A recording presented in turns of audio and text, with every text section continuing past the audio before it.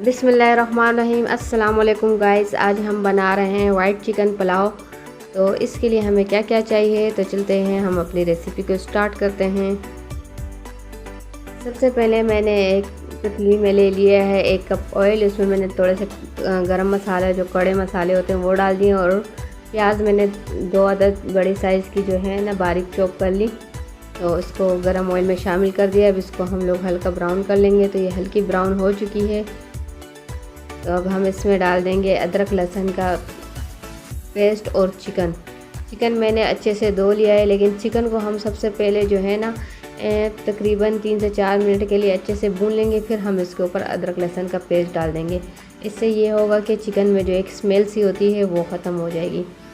तो 3 से 4 मिनट हो चुके हैं। तो अब इसमें अदरक लहसुन का पेस्ट को शामिल कर दिया है। इसको हम लोग अच्छे से मिक्स कर लेंगे 1 से 2 सेकंड के लिए।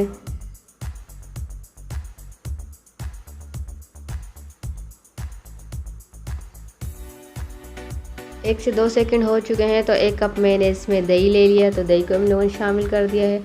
दही को हम लोग इसमें तकरीबन 3 से 4 मिनट के लिए चिकन में पकने के लिए छोड़ देंगे।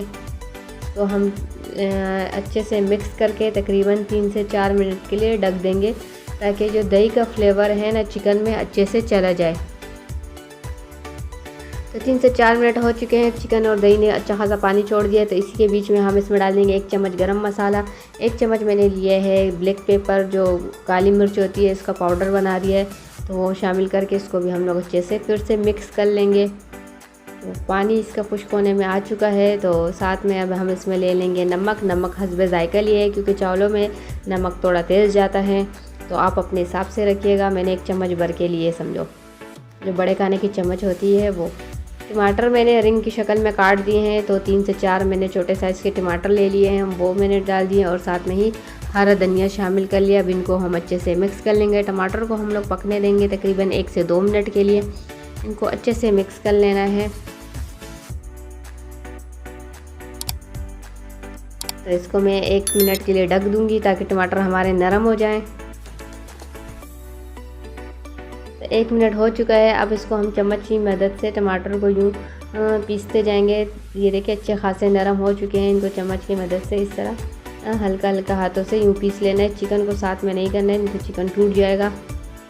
तो ये देखिए तकरीबन मैंने इसमें 1 लीटर पानी ले लिया है। पानी इतना डाल देना है कि चिकन इसमें अच्छे से कवर हो जाए। इसको हम लोग बॉयल आने तक छोड़ देंगे। आप चाहे तो इसमें वाइटनेस के लिए क्रीम भी इस्तेमाल कर सकते हैं, लेकिन मैंने क्रीम नहीं डाला है, ज़रूरी नहीं है। इसमें दही में भी बहुत अच्छे चावल बन जाएंगे आपके। तो पानी में अच्छी खासी बॉइलिंग आ चुकी है। तो मैंने सेला चावल लिए, इनको 1 घंटा पहले भिगो दिया था, और इनको अच्छे से वॉश कर लिया है। अब इसको हम जो है ना बिल्कुल पानी में बॉयल जब आ गया है, तो इसमें हमने शामिल कर लिए हैं। और इसमें हल्के हाथ से 1-2 मरतबा चम्मच घुमा देंगे, ताकि ये अच्छे से मिक्स हो जाए। देखें, बस हल्के हाथ से घुमाना है, क्योंकि ताकि चावल और चिकन जो है हमारा टूटा नहीं। तो साथ में ही हम लोग इसमें जो धनिया के पत्ते हैं वो डाल देंगे, और ग्रीन चिली और रेड चिली मेरे पास साबुत पड़ी हुई थी, तो उसको शामिल कर देंगे। इसको हल्के हाथों से 1 दफ़ा फिर से चम्मच चला देंगे, और इसको तकरीबन 2 से 3 मिनट के लिए हम लोग बॉयल आने तक के लिए छोड़ देंगे, ढक देंगे इसको 2 से 3 मिनट के लिए। तो 2 से 3 मिनट हो चुके हैं। तो ये देखिए इसमें अच्छी खासी बॉइलिंग आ चुकी है। तो अब इसमें हम फिर से हल्के हाथों से 1 चम्मच 1 या 2 साइड पे इस तरह घुमा देंगे। तो ये देखें अच्छे से हम लोगों ने इसको ऊपर नीचे कर लिया है। अब हम इसको एक कपड़े से ढक्कन इसका कवर करके इसको ढक देंगे, और इसके ऊपर एक बारीक चीज़ रख देंगे। तकरीबन 15 मिनट के लिए हम इसको दम देंगे, बिल्कुल हल्की आंच पे। ये देखिए दम हो चुके हैं हमारे चावल माशाल्लाह। इसका लुक देखें। तो इसको एक साइड से किनारे से हम लोगों ने इस तरह निकाल लेने हैं। सारे इस तरह ऊपर नीचे नहीं करने, क्योंकि फिर चावल टूट जाते हैं। तो ये देखिए इसको मैं आपको डिश आउट करके दिखाती हूँ। माशाल्लाह इसका लुक देखें, जितना ये दिखने में खूबसूरत लग रहा है, यकीन जानेंगे इससे खाने में भी बहुत ही मज़ेदार हैं। बहुत ही सिंपल और आसान तरीके से मैंने आप लोगों को ये रेसिपी बनाना सिखाई है वाइट चिकन पुलाव की। तो अगर आपको मेरी ये रेसिपी अच्छी लगी है तो प्लीज़ इसे लाइक और शेयर ज़रूर कीजिएगा। मुझे भी अपनी दुआओं में याद रखिएगा। फिर मिलेंगे इंशाल्लाह एक और अच्छी सी आसान रेसिपी के साथ। तब तक के लिए मुझे इजाज़त दीजिए। अल्लाह हाफ़िज़।